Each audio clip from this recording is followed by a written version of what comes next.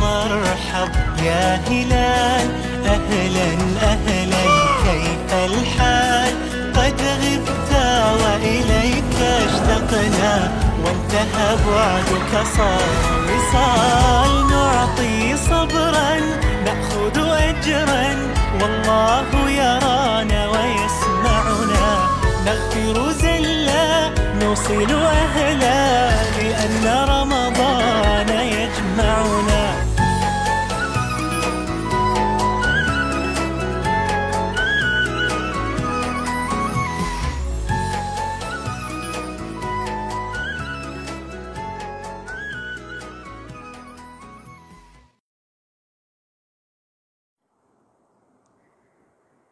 जी नाज़रीन, रमज़ानुल मुबारक ट्रांसमिशन के हवाले से जामिया मस्जिद जिलानी के इमाम अल्लामा मुफ्ती आमिर साहब का ख़ुसूसी बयान। आज का मौजू 25 रमज़ानुल मुबारक नमाज में रफ़िया दीन करना सही अहादीस की रोशनी में पावर प्लस न्यूज़ पे पेश किया जा रहा है। इस वक्त कराची नुमाइंदगान पावर प्लस न्यूज़ के आरिफ सोनी जामिया मस्जिद जिलानी गार्डन कराची में मौजूद हैं। जी आरिफ सोनी। आऊज़ु बिल्लाहि मिनश शैतानिर रजीम बिस्मिल्लाहिर रहमानिर रहीम अस्सलातु वस्सलामु अलैका सय्यदी या रसूल अल्लाह व अला आलिका व सहाबिका या नूर अल्लाह। अलविदा अलविदा माह रमज़ान अलविदा। जी इस वक्त हम मौजूद हैं जिलानी मस्जिद में हस्ब साबिक स्पेशल रमज़ान ट्रांसमिशन आरिफ सोनी के साथ, और हमारे साथ मौजूद हैं अल्लामा मुफ्ती आमिर साहब जो मुसलसल आपके सवालों का जवाब दे रहे हैं, और माशाल्लाह इनके बयान भी बड़े अच्छे और ऑथेंटिक होते हैं और बहुत सुने भी जाते हैं। और आज हम वापस सवालों का जो सिलसिला है वो हमारा शुरू है।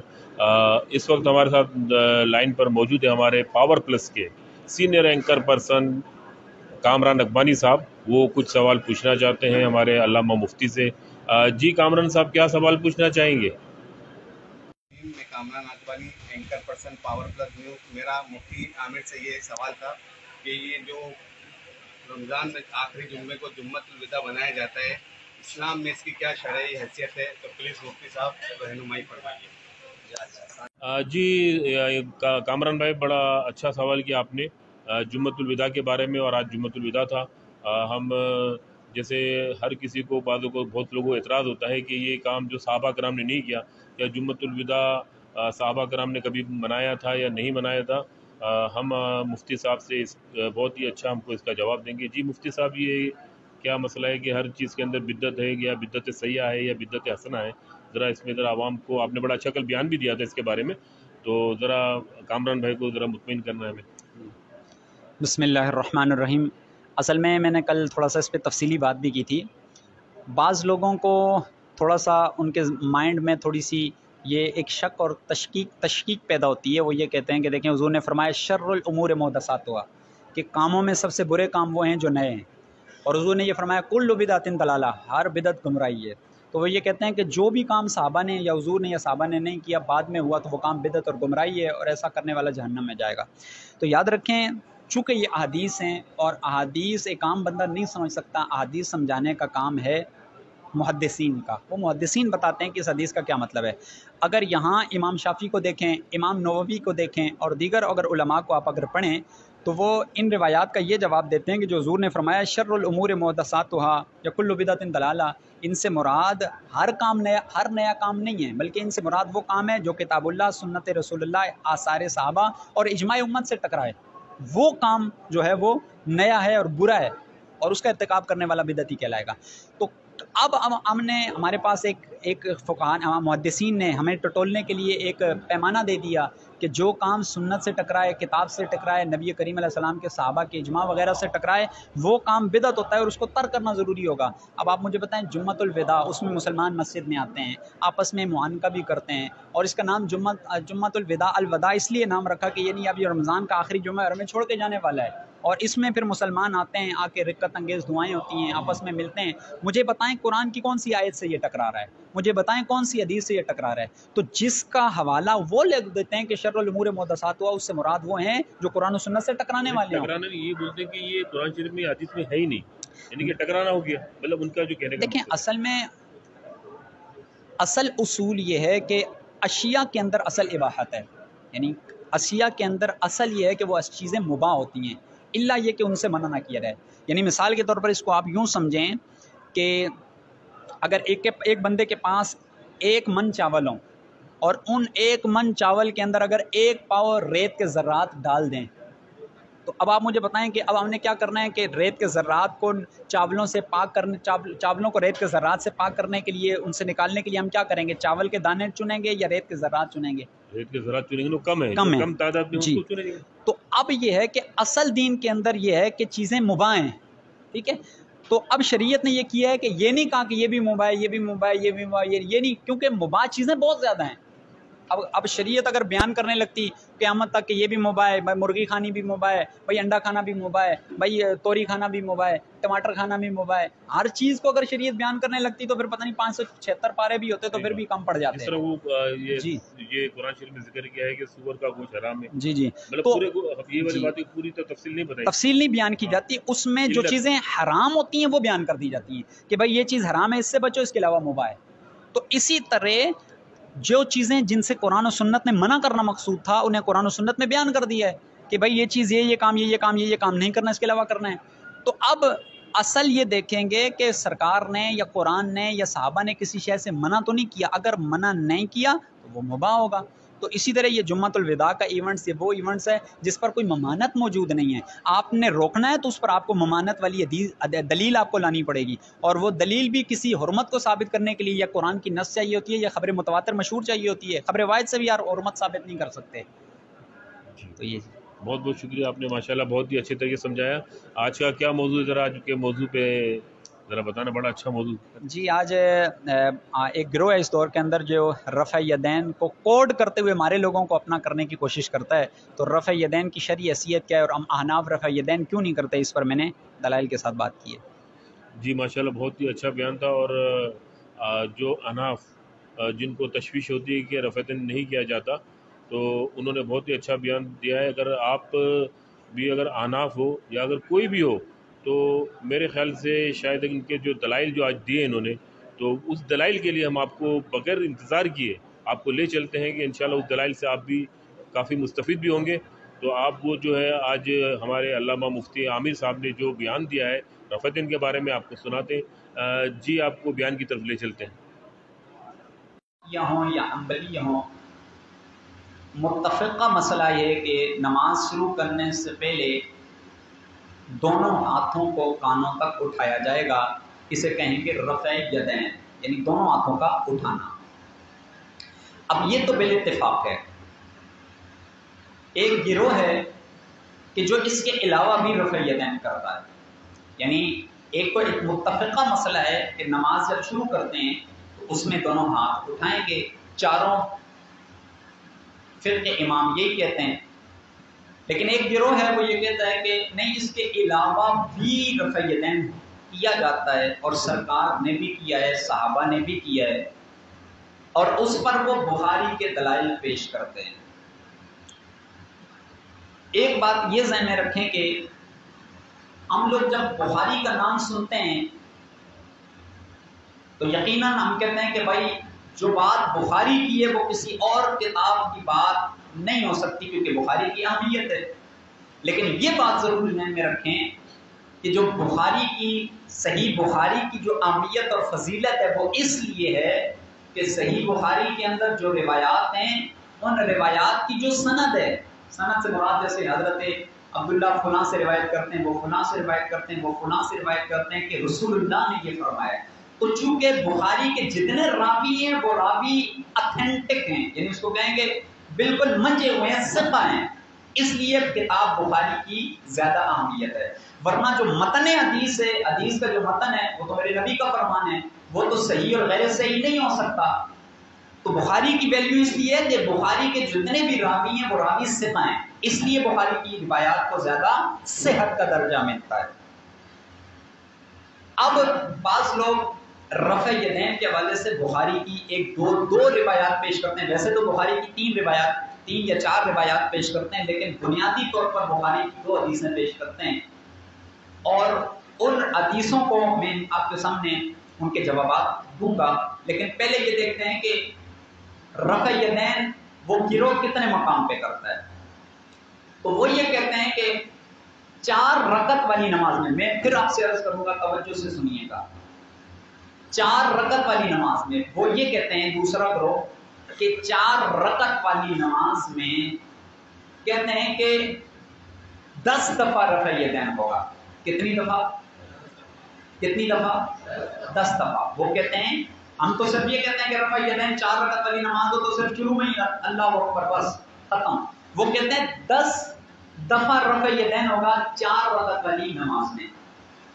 پہلی رکعت کے شروع میں، پھر کہتے ہیں کہ تیسری رکعت کے شروع میں، اور پھر کہتے ہیں کہ رکوع کی طرف جاتے ہوئے اور رکوع سے اٹھتے ہوئے. تو آپ بتائیں 4 رکعت والی نماز میں کتنے رکوع ہوئے؟ روز پڑھتے ہوئے 4 رکعت والی نماز میں کتنے رکوع ہوئے؟ 4. اچھا 4 رکوع ہوئے. رکوع کی طرف جاتے ہوئے بھی کہتے ہیں رفع یدین کرنا ہے، رکوع سے اٹھتے ہوئے بھی کیا کرنا ہے؟ رفع یدین. کتنی دفعہ ہو گیا؟ 8 دفعہ. اور رکعت کے شروع میں، نماز کے شروع میں بھی 1 دفعہ، اور تیسری رکعت کے شروع میں بھی 1 دفعہ. کتنا ہو گیا؟ 2. 8 اور 2 10. یہ کہتے ہیں 4 رکعت والی نماز میں ان 10 مقامات پر ہاتھوں کو اٹھائیں گے. وہ والا گروہ کہتا ہے. یہ بات سمجھ آ گئی؟ اچھا اب کہتے ہیں کہ 4 رکعت والی نماز میں 18 جگہ پہ رفع یدین نہیں کریں گے. وہ کہتے ہیں 18 مقامات پہ رفع یدین نہیں کرنا. اچھا کون سی 18 مقامات؟ کہتے ہیں کہ دوسری رکعت کے شروع میں رفع یدین کہتے ہیں نہیں کرنا. چوتھی رکعت کے شروع میں کہتے ہیں رفع یدین کتنی دفعہ ہو گیا؟ 2 دفعہ.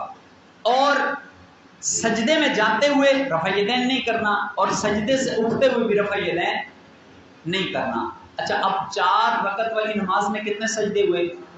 کتنے ہوئے؟ 8. تو کہتے ہیں سجدے میں جاتے ہوئے بھی رفع یدین نہیں کرنا، سجدے سے سر اٹھاتے ہوئے بھی رفع یدین نہیں کرنا. تو گویا کتنی دفعہ 4 رکعتوں میں کتنی دفعہ رفع یدین نہیں کرنا؟ 16. اور دوسری رکعت کے شروع میں بھی نہیں کرنا، چوتھی رکعت کے بھی شروع میں نہیں کرنا. کتنی دفعہ ہو گیا؟ 18. کہتے ہیں 18 دفعہ رفع یدین نہیں کرنا، 10 دفعہ رفع یدین، اونچا بولیے، 10 دفعہ رفع یدین کرنا ہے. اگر میں آپ میں سے کسی سے سنوں کہ 10 جگہ پہ رفع یدین کرنا ہے، وہ کون سی جگہ ہے؟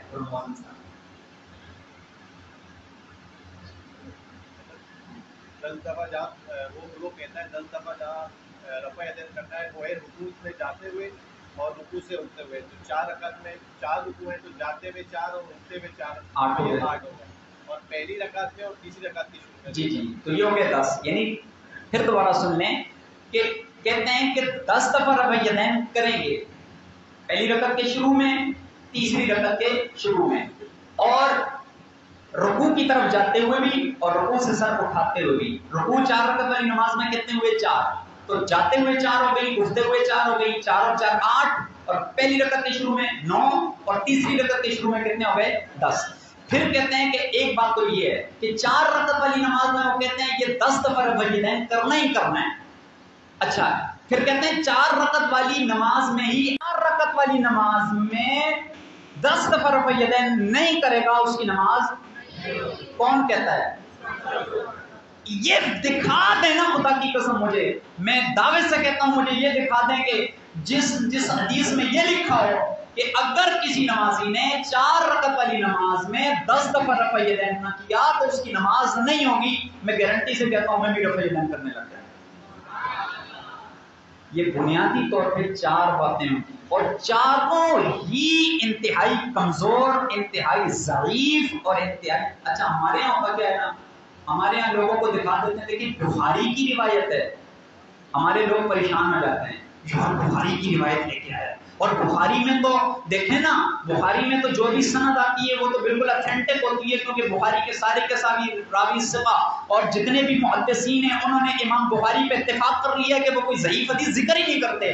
تو جہاں بھی بخاری کا نام لیا جاتا ہے ہمارے لوگوں کو چہرے پہ پسینہ چھوٹ جاتا ہے. اب کیا کریں؟ یاد رکھیں امام بخاری کی روایات میں سے یہ 2 روایتیں لیتے ہیں، ایک حضرت عبداللہ بن عمر والی اور حضرت عبداللہ بن حویرث والی. اچھا اب مزے کی بات یہ ہے، یہ بات ضرور ذہن میں رکھیں کہ میرے نبی نے شروع میں رفع یدین کیا ہے. اونچا بولیے، حضور نے رفع یدین کیا ہے، یعنی حضور نے رکوع کی طرف جاتے ہوئے رکوع سے اٹھتے ہوئے رفع یدین کیا ہے، اس کا ہم انکار نہیں کرتے. لیکن باتفاق علماء حضور نے اپنی زندگی کے آخری ایام میں رفع یدین کو ترک کر دیا تھا. اونچا بولیے کیا کر دیا تھا؟ یہی وجہ ہے کہ خلفائے راشدین کے دور میں ان اجل خلفاء نے رفع یدین نہیں کیا. تو اعتبار زندگی کے آخری ایام کا ہوتا ہے. ویسے تو قرآن کے اندر آپ کو پتہ ہے قرآن کریم کے اندر بہت ساری ایسی آیتیں ہیں جو ہم پڑھتے ہیں لیکن اس پر عمل ہے وہ آیتیں منسوخ ہیں. جیسے قرآن میں پہلے یہ تھا کہ اگر کوئی بندہ روزہ نہیں رکھتا اس کی جگہ فدیہ دیتا ہے تو ٹھیک ہے، لیکن یہ حکم منسوخ ہو گیا اور فرمایا ومن شاہد منکم الشہر فلیصم، کہ جو مہینہ پائے گا اسے روزہ ہی رکھنا پڑے گا، فدیہ نہیں دے گا. ہاں وہ شیخ فانی ہے اس کا الگ مسئلہ ہے، لیکن پہلے یہ تھا کہ کوئی نوجوان بھی روزہ توڑ دے فدیہ دے دے تو اس کا فدیہ روزے کی جگہ ہو جائے گا، اس کو اس کی قضا کی بھی حاجت نہیں ہے. لیکن یہ حکم منسوخ ہو گیا. لیکن ابھی بھی قرآن کی آیت حکم میں تو منسوخ ہے لیکن اس کی تلاوت ابھی بھی کی جاتی ہے. تو پتہ چلا قرآن میں بھی بہت ساری ایسی آیتیں ہیں جن کا حکم منسوخ ہے لیکن تلاوت کی جاتی ہے. اسی طرح رفع یدین میرے نبی نے کیا ہے لیکن اپنی آخری ایام میں اس کو ترک کر دیا تھا اور اس سے صحابہ کو منع بھی کر دیا تھا. اس لیے ہم آناف رفع یدین کو ترک کرتے ہیں. اور جو رفع یدین وہ والے کرتے ہیں اور وہ جو 4 دعوے کرتے ہیں ان 4 دعووں میں سے کسی ایک دعوے پر بھی ان کی دلیل نہیں ہے. ہاں بخاری کی جو بیان کرتے ہیں حضرت عبداللہ بن عمر والی، وہ روایت یوں بیان کرتے ہیں کہ دیکھیں حضور نے جب نماز پڑھی تو تکبیر کہی، اس تکبیر سے مراد ہے تکبیر تحریمہ. پھر کہتے ہیں کہ حضور جب رکوع کی طرف گئے تو تکبیر کہی اور ہاتھ اٹھائے، پھر رکوع سے اٹھے تو تکبیر کہی ہاتھ اٹھائے. اچھا اس روایت کو دلیل بناتے ہیں، وہ روایت کہ جس روایت کو ہم مانتے ہیں کہ حضور نے کیا ہے، شروع میں کیا ہے، اس کا انکار نہیں کرتے، لیکن سوال یہ پیدا ہوتا ہے کہ اس روایت کو تم اپنے موضوع پہ دلیل بناتے ہو. حالانکہ تمہارا یہ کہنا ہے کہ 4 رکعت والی نماز میں کتنی دفعہ کرنا ہے رفع یدین؟ 10 دفعہ. اس روایت میں صرف یہ لفظ ہیں کہ حضور نے رکوع کی طرف جاتے ہوئے رفع یدین کیا اور رکوع سے اٹھتے ہوئے رفع یدین کیا. حالانکہ تم تو 4 رکعتوں میں رکوع سے جاتے ہوئے بھی کرتے ہو، رکوع سے اٹھتے ہوئے بھی کرتے ہو. روایت میں اس بات کا تو بیان نہیں کیا گیا کہ 4 رکعتوں میں کرنا ہے. اس میں تو صرف اتنا ہے کہ حضور نے رکوع کی طرف گئے تو رفع یدین کیا، رکوع سے اٹھے تو رفع یدین کیا. یہ بخاری کے لفظ نہیں ہے کہ جب جب حضور رکوع میں گئے تو رفع یدین کیا یا جب جب رکوع سے سر اٹھایا رفع یدین کیا. یہ لفظ ہی نہیں ہے. تو پھر تمہیں تو چاہیے کہ ایک ہی رکعت میں کرو، 4 رکعتوں میں کیوں کرتے ہو؟ پھر حضرت عبداللہ بن حویرث والی دلیل بیان کرتے ہیں. اچھا ان سے اگر پوچھیں اچھا حضور نے تو سجدے میں جاتے ہوئے بھی رفع یدین کیا ہے، سجدے سے سر اٹھاتے ہوئے بھی رفع یدین کیا ہے، تم کیوں نہیں کرتے ہو؟ سجدے میں جاتے ہوئے بھی نہیں کرتے ہو، سجدے سے اٹھاتے بھی نہیں کرتے، رفع یدین کیوں نہیں کرتے؟ تو اس کا جواب پتہ ہے وہ کیا دیتے ہیں؟ اس کا جواب یہ دیتے ہیں کہ یہ منسوخ ہو گیا تھا. حضور پہلے کرتے تھے، یعنی سجدے میں جاتے ہوئے بھی رفع یدین کرتے تھے، سجدے سے اٹھتے ہوئے بھی رفع یدین کرتے تھے، لیکن وہ جواب دوسرا طرف یہ دیتا ہے کہ یہ پھر منسوخ ہو گیا تھا، حضور نے چھوڑ دیا تھا. تو ہم کہتے ہیں بابا ہم بھی تو یہی کہتے ہیں جس طرح سجدے والا معاملہ منسوخ ہو گیا تھا اسی طرح رکوع والا معاملہ بھی منسوخ ہو گیا تھا. اور سب سے بڑی بات میں پھر یہ کہتا ہوں کہ ہمارے لوگوں کو یہ کہا جاتا ہے کہ دیکھیں بخاری، یاد رکھیں محدثین کا کام کیا ہوتا ہے، بخاری کے اندر کتنی روایتیں ایسی ہیں، میں آپ کو اگر دکھا دوں نا بخاری کی کثیر روایتیں ایسی ہیں جن روایات پر خود امام بخاری بھی عمل نہیں کرتے. یعنی عمل نہ کرنے سے مراد یہ ہے کہ وہ امام بخاری کا موقف نہیں ہے. امام بخاری کا موقف کچھ اور ہے لیکن وہ روایات کچھ اور ہے. کیوں؟ وجہ یہ یا تو وہ روایات منسوخ ہوتی ہیں یا وہ روایات امام بخاری رحمۃ اللہ تعالی علیہ اس کی تعویل بیان کرتے ہیں. تو صرف بخاری میں آ جانا اور پھر یہ کہنا کہ بخاری میں آ گیا ہے لہٰذا یہ صحیح ہوگا، کہ بابا محدثین کا کام یہ ہوتا ہے صرف نقل کرنا. جہاں تک بات اس کی ہے کہ وہ ہمارا مذہب بھی ہے، اس سے اس نقل کا کوئی تعلق نہیں ہے. تو یاد رکھیں یہ بہت ہی عام باتیں ہیں، ان کو یاد رکھیے گا. اگر کسی کو ابھی بھی کوئی سمجھ نہیں آئی تو مجھ سے ضرور رابطہ کریں، میں انشاءاللہ ضرور سمجھا دوں گا. اللہ تبارک و تعالی ہم سب کی حاضری کو اپنی بارگاہ میں قبول فرمائے.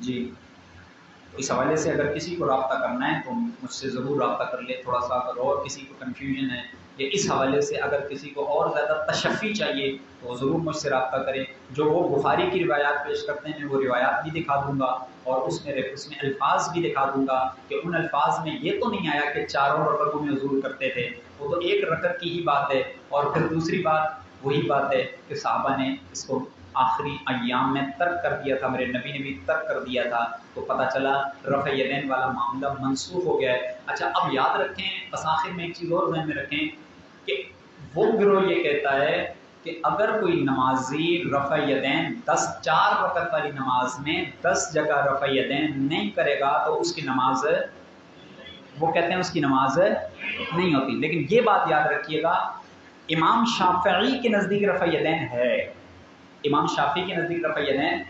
اچھا اس کی وجہ یہ، اچھا اب آپ بولیں گے تھوڑی سی کنفیوژن ہو جائے گی، چلیں تھوڑا سا وقت آج زیادہ ہو گیا تو کوئی مسئلہ نہیں۔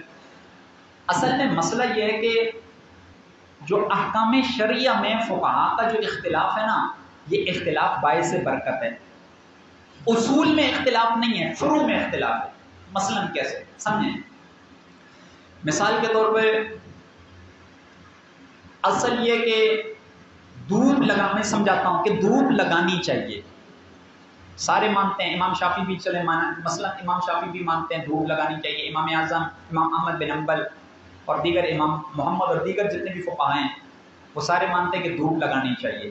اب اس میں اگر فروع میں جا کے اختلاف ہوتا ہے، فروع میں جا کے کیسے، جیسے امام اعظم کہتے ہیں دھوپ تو لگانی چاہیے لیکن میری دلیل یہ ہے کہ مدینے کی دھوپ زیادہ اچھی ہے، امام شافعی کہتے ہیں میرے نزدیک پاکستان کی دھوپ زیادہ اچھی ہے، دلائل ہوتے ہیں اپنے اپنے، حالانکہ ہر ایک یہ کہتا ہے کہ دھوپ لگانی چاہیے۔ آگے فروع میں اختلاف، اور فروع میں اختلاف ان پر دلائل موجود ہیں، یہ جو اختلاف ہے اس کے بارے میں میرے نبی نے فرمایا یہ اختلاف باعث برکت ہے، اور اس اختلاف میں ہر مجتہد کو اجر ملے گا، ثواب ملے گا، اگرچہ وہ خطا کر جائے پھر بھی اس کو ایک نیکی ملے گی، یہ کہتے ہیں فروع میں اختلاف۔